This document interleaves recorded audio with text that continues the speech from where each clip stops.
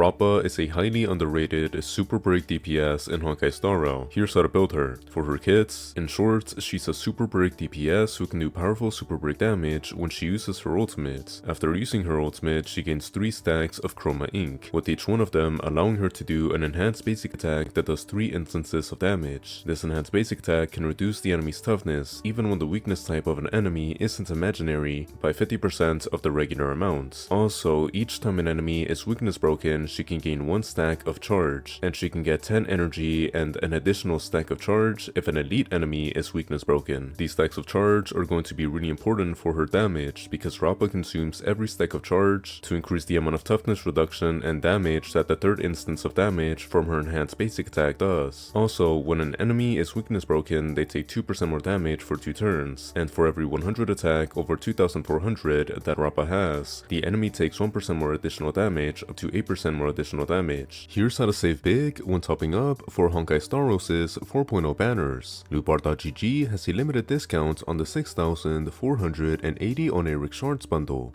alongside a bunch of other discounts on different bundles, like the all-in-one bundle and the guaranteed bundles. They also have a 10% off for new users coupon and a 5% and a 3% off for returning users coupon. To save on your top-ups, click the loot bar link in the description. Choose a bundle, put your account information, then click top up now. Then select your payment method, add or use a coupon code, then click pay now. In a couple of minutes, your discounted bundle should arrive. Now lootbar.gg is trusted by creators like Jello Impact and Goba Certified, and that has a 4.9 rating on Trustpilot alongside a bunch of 5-star reviews. So if you want to save when topping up, go to lootbar.gg by clicking the link in the pinned comments or description. For her skill priorities, you're gonna want to level up her A4, then her A6, then her A2. This is because her A4 is the major trace that lets her do an instance of super break damage. Her A6 isn't as good as this, but it is a team-wide amplifying effect. And her A2 is nice, but it doesn't happen enough for it to be consistently useful. After that, you're gonna want to level up her talent, then her ultimate, then her basic attack or skill. This is because her talent's charge stacks provide massive damage bonuses, and these damage bonuses are really only useful because of her incredibly powerful ultimate, and her basic attack and skill don't really do much for her. For her stats, she's not gonna care about crits since she's a super break character, but she is gonna want attack, 3200 attack to be exact, so that the team can do 10% more damage to weakness broken enemies. She's also gonna want a variety of speed breakpoints depending on her investment, that'll maximize the amount of turns she can realistically do. She's gonna want 167 speed with her signature, or 151 speed when combined with the Triple D Lightcone at S5. She's also going to want 157 speed if she has the Herdes' Shop Lightcone, or 171 speed when combined with the Triple D Lightcone at S5. And she's going to want 160 speed if she has the Make the World Clamor or the After the Harmony Fall Lightcone, but she's going to want 184 speed if she has the Make the World Clamor, and 181 speed if she has the After the Harmony Fall when combined with the Triple D Lightcone at S5, and obviously she's gonna want as much break effect as possible for her super break damage. For her relics, she's gonna want the Iron Cavalry against the Scourge because it provides a 16% break effect bonus for its 2-piece bonus, and it lets the wearer ignore an additional 15% of the enemy's defense when their break effect is 250% or higher. She can also use the Thief of Shooting Meteor sets because it also provides a 16% break effect bonus for its 2-piece bonus, and it provides an additional 16% break effect bonus and 3 energy whenever weakness breaking enemies, which will be good on Rappa because she's an ultimate dependent character who will consistently be weakness breaking enemies.